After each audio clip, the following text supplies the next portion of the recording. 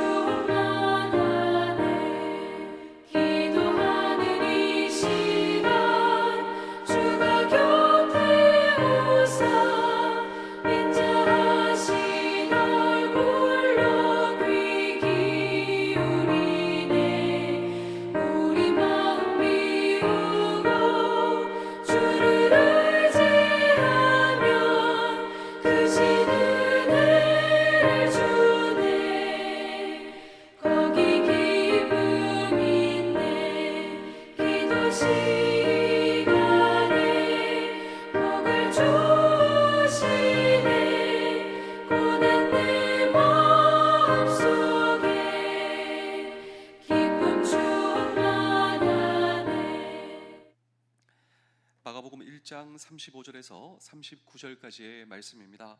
새벽 아직도 밝기 전에 예수께서 일어나 나가 한적한 곳으로 가사 거기서 기도하시더니 시몬과 및 그와 함께 있는 자들이 예수의 뒤를 따라가 만나서 이르되 모든 사람이 주를 찾나이다. 이르시되 우리가 다른 가까운 마을들로 가자.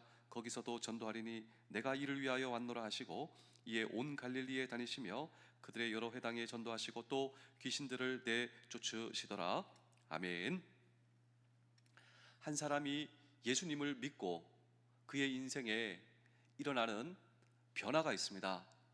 그 변화 가운데 한 가지 현저한 변화는 우리의 마음 속에 기도의 소원, 기도의 갈망이 생긴다라고 하는 것입니다. 내가 예수 그리스도를 믿고 변화된 그 현저한 차이가 무엇인가? 내가 정말 기도하고 싶고 그리고 내가 정말 기도를 배우고 싶다. 이것이 바로 이 기도의 갈망이 저와 여러분들이 구원받은 이 구원의 증거다라고 하는 것입니다. 이 새벽도 마찬가지지 않겠습니까? 우리의 마음속에 기도의 갈망, 기도의 소원을 가지고 이 자리에 나온 것, 이것이 바로 저와 여러분들이 구원받은 그 구원의 증거다라고 하는 것입니다.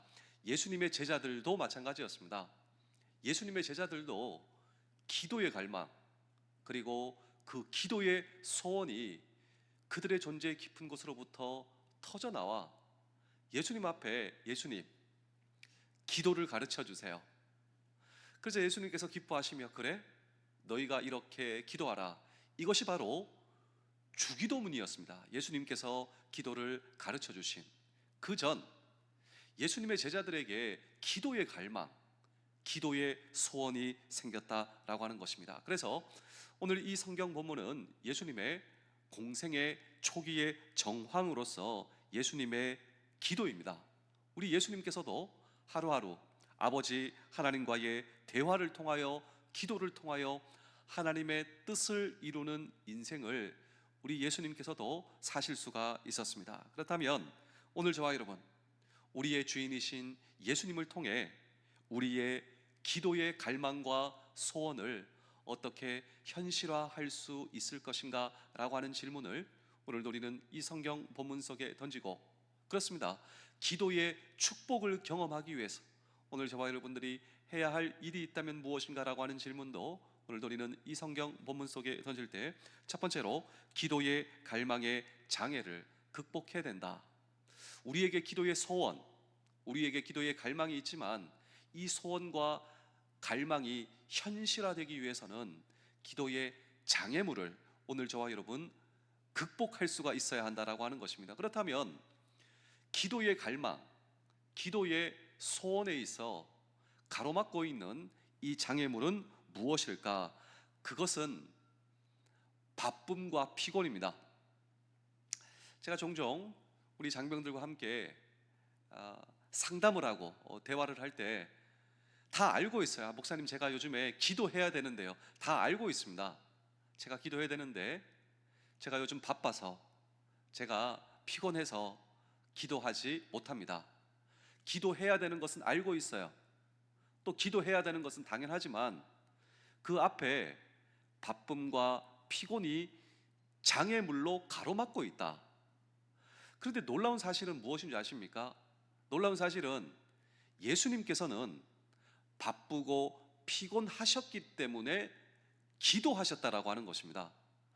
바쁨과 피곤, 이것을 핑계하는 것이 아니라 오히려 내가 바쁘기 때문에, 오히려 내가 피곤하기 때문에 기도한다. 이것이 바로 예수님의 기도의 철학이었다. 그렇다면 예수님의 삶의 정황을 다 같이 한번 보실까요? 우리 마가복음 1장 35절입니다. 새벽 아직도 밝기 전에 예수께서 일어나 나가 한적한 곳으로 가사 거기서 기도하시더니. 자, 예수님의 기도의 패턴이 나옵니다. 예수님의 기도의 패턴이 무엇입니까? Quiet time, 그리고 Quiet place. 새벽 한적한 곳으로 가사 거기서 기도하시는 예수님. 이것이 바로 예수님의 기도의 정황이었다라고 하는 것이죠. 그렇다면 예수님께서 새벽 아직도 한적한 곳으로 가사 기도하시는 예수님, 예수님의 기도의 정황을 좀 더 우리가 이해하기 위해서 그 전날 예수님의 스케줄을 한번 보겠습니다. 왜냐하면 저는 여러분들이 정말 대단하시다. 이 새벽 한적한 곳으로 예수님의 기도의 패턴을 붙들고 이 자리에 오신 여러분들, 근데 여러분이 얼마나 대단한지를 보시려면요, 사실 오늘 이 새벽에 오셨다라고 하는 것보다 여러분 어제의 스케줄을 여러분 보시면 오늘 이 시간이 얼마나 더 소중하고 이 새벽에 오신 여러분들이 더 대단하신 것이죠. 어떤 분들은 어제 밤을 새고 이 자리에 오신 분들이 있을 수도 있지 않겠습니까? 어제 유독 바쁘셨어요. 유독 피곤하셨어요. 그런데 그 피곤과 바쁨을 이기고 이 새벽 예배의 자리로 나오신 여러분들이 있다면 얼마나 대단하신 것입니까? 그래서 우리는 예수님의 전날 스케줄을 보고자 하는 것입니다. 새벽 아직도 여러분 이 한적한 곳에 와 기도하신 예수님, 예수님의 전날 스케줄은 어떠하셨을까? 우리 마가복음 1장 21절입니다. 그들이 가버나움에 들어가니라. 예수께서 곧 안식일에 회당에 들어가 가르치심에. 자, 새벽을 깨워 기도하시는 주님의 전날은 안식일, 그리고 그 안식일 날 예수님께서는 회당에서 가르치셨습니다. 예수님은 랍비셨어요. 회당에서 가르치실 수가 있었죠. 근데 문제가 생겼습니다. 이 안식일 날 회당에서 가르치실 때 사건이 일어나게 되는데 우리 마가복음 1장 23절을 보실까요? 마침 그들의 회당에 더러운 귀신 들린 사람이 있어 소리를 질러 이르되. 예수님께서 일종의 설교를 하고 계셨다면 한 귀신 들린 사람이 갑자기 소리를 지르고 난동을 지르기, 이런 사태가 벌어지게 되었습니다. 그러자 예수님께서는 가르침을 멈추시고 다가가 그를 불쌍히 여기시며 그를 고쳐주셨습니다. 그러니까 회당에서 가르치실 때 귀신 들린 사람이 소리 지르고 다가가서 그를 고쳐주시고 회복시켜 주셨습니다. 그리고 이 회당에서의 스케줄이 다 끝났습니다. 어디 가셨는가? 수제자 베드로의 집에 갔는데 거기서도 일련의 한 사건과 사태가 벌어지게 되었는데 베드로의 장모님이 열병에 걸려 사경을 헤매고 있었습니다. 그래서 예수님께서 베드로의 장모님도 고쳐주셨습니다. 문제는 이 소식이 온 마을에 전파가 되는 거예요. 예수님께서 회당에서 귀신 들린 자, 그거 알지 않냐고, 그 고쳐주셨다고, 놀라운 이 회복의 기적이 일어났다고. 그래? 그리고 베드로의 집에 가서 이 베드로의 장모님이 열병에 걸려 사경을 헤매는데 그 장모님도 고쳐주셨다고. 그래? 온 동네 소문이 났는데 무슨 일이 일어나겠습니까?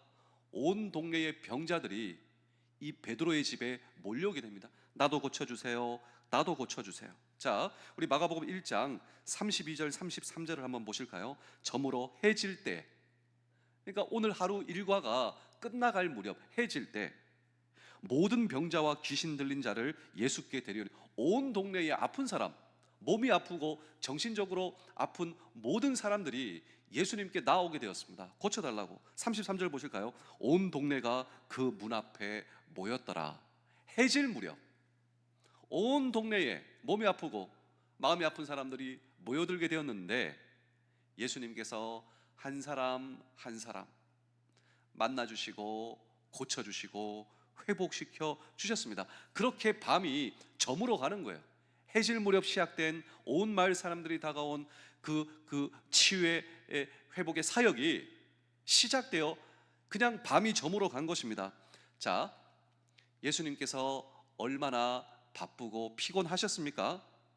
그리고 그 이튿날 새벽이다라고 하는 것이죠. 그런 의미에서 예수님의 전날 스케줄을 우리가 이제 다 한번 이제 더듬어 봤죠. 그리고 마가복음 1장 35절을 다시 한번 더 읽어보겠습니다. 마가복음 1장 35절입니다. 새벽 아직도 밝기 전에 예수께서 일어나 나가 한적한 곳으로 가사 거기서 기도하시더니, 자, 새벽 아직도 밝기 전에 예수님께서 기도하셨다라고 하는 것이죠. 우리 예수님께서는 전날의 바쁨과 피곤을 오히려 기도로 극복하셨다라고 하는 것입니다. 우리 예수님께서는 바빠서 기도하지 못한 것이 아니라 오히려 바쁘기 때문에, 오히려 피곤하기 때문에 기도로 바쁨과 피곤을 이겨낸 것, 이것이 바로 예수님의 기도의 철학이었다라고 하는 것입니다. 제가 좋은 책을 여러분께 마지막으로 한번 소개해드리고 오늘 설교를 마치겠습니다. 이 책의 제목은 너무 바빠서 기도합니다 라고 하는 책입니다. 이 책에 보시면 다음과 같은 이야기가 나오는데, 우리가 일할 때는 우리가 일하지만 우리가 기도할 때 하나님이 일하신다라고 하는 것입니다. 우리가 일하면 우리가 일하지만 우리가 기도할 때 하나님께서 일하셔서, 우리가 바빠도 우리가 피곤해도 하나님께서 우리의 일을 도와주시고 해주신다라고 하는 것입니다. 또한 기도의 본질은 내가 하고 싶은 말만 하는 것이 아니다. 기도가 성숙하면 성숙할수록 하나님의 음성을 듣는 사람이 된다. 처음 기도할 때는 내가 말하고 싶어 안달나지만 기도가 점점 깊어지면 깊어질수록 하나님이 나에게 말씀하시는 소리를 더욱 사모하게 된다. 이런 삶을 살게 되면 어디서나 하나님과 대화할 수 있게 된다. 우리 사랑하는 성도 여러분, 장병 여러분, 군가정 여러분, 요즘 바쁘신가요? 그리고 바쁘기 때문에 피곤하신가요? 네, 더 기도하셔야 됩니다. 이것이 바로 예수님의 기도의 철학이었습니다. 가끔 이런 분이 있는데, 우리 하나님께서 얼마나 바쁘신데 제 기도까지 들어주실까 걱정하시는 분이 있습니다. 제가 마지막으로 한 편의 이야기를 들려드리고 오늘 설교를 마치겠습니다. 여러분, 아인슈타인 아시죠? 원래 아인슈타인은 독일 사람으로 독일에 살고 있었습니다. 그런데 이 세계 2차 대전에 기운이 불고 있고 이 전쟁 때문에 미국으로 건너와 살게 되었죠. 그래서 이 아인슈타인의 에피소드입니다. 아인슈타인 집에 어느 날 갑자기 누가 똑똑똑똑, 이 아인슈타인 이 박사가 이 미국의 자기의 집을 문을 열어보니까 한 꼬마 여자아이가 찾아온 겁니다. 그래서 정중하게 물어봤죠. 아, 무슨 일이십니까? 그때 이 꼬마가 아인슈타인에게, 아저씨가 그 유명한 박사님이시죠? 아, 제가 유명한지는 모르겠지만 아인슈타인 맞습니다. 근데 이 꼬마가 왜 찾아왔냐면, 아저씨, 저 수학 숙제 좀 도와주세요. 그러니까 이 여자 꼬마이는 학교 이 수학 숙제가 있는데 도저히 모르겠으니까 유명한 이 박사님이 왔다고 하니까 이 수학 숙제를 물어보려고 찾아온 거예요. 아인슈타인이 어떻게 했습니까? 그러시군요. 들어오십시오. 제가 도와드리겠습니다.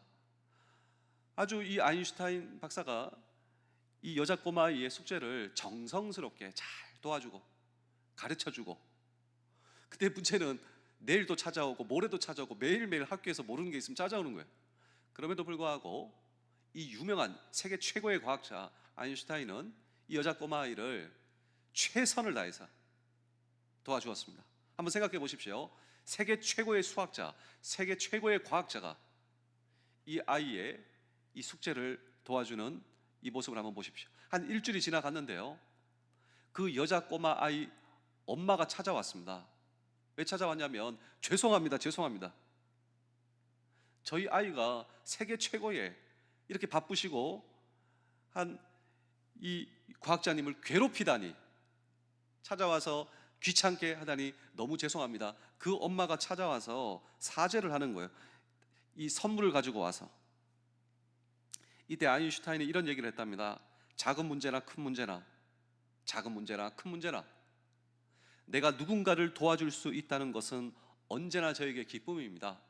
큰 문제나 작은 문제나 내가 누군가를 도와줄 수 있다는 것, 이것은 그 자체가 나에게 큰 기쁨입니다. 어머니의 따님 때문에 제가 얼마나 기뻤는지 모르겠습니다. 우리 사랑하는 성도 여러분, 장병 여러분, 군가족 여러분, 이 아인슈타인 과학자, 수학자가 이 어린 소녀를 도와주어 기뻐했다면, 도와줄 수 있었다면, 우리 하나님께서 저와 여러분들의 기도를 번거롭게 생각하실까요? 아닙니다. 우리 하나님 아버지는 자녀인 저와 여러분들의 기도를 언제나 들으실 준비가 되어 있어요. 오늘 저와 여러분들이 생각하는 큰 문제, 작은 문제, 우리 하나님 아버지께는 큰 문제가 어디에 있습니까?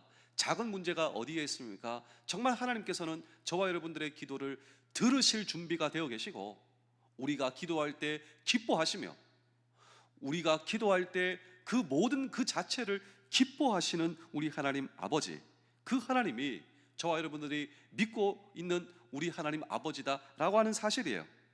문제는 하나님이 바쁘신 것이 아니라 오늘 저와 여러분들이 바쁨과 피곤을 핑계하는 것이 문제다. 문제는 무엇인가? 내가 그 기도의 장애물을 핑계로 하나님 아버지가 바쁘신 것이 아니라 내가 바빠요, 내가 피곤하다라고 하는 것이죠.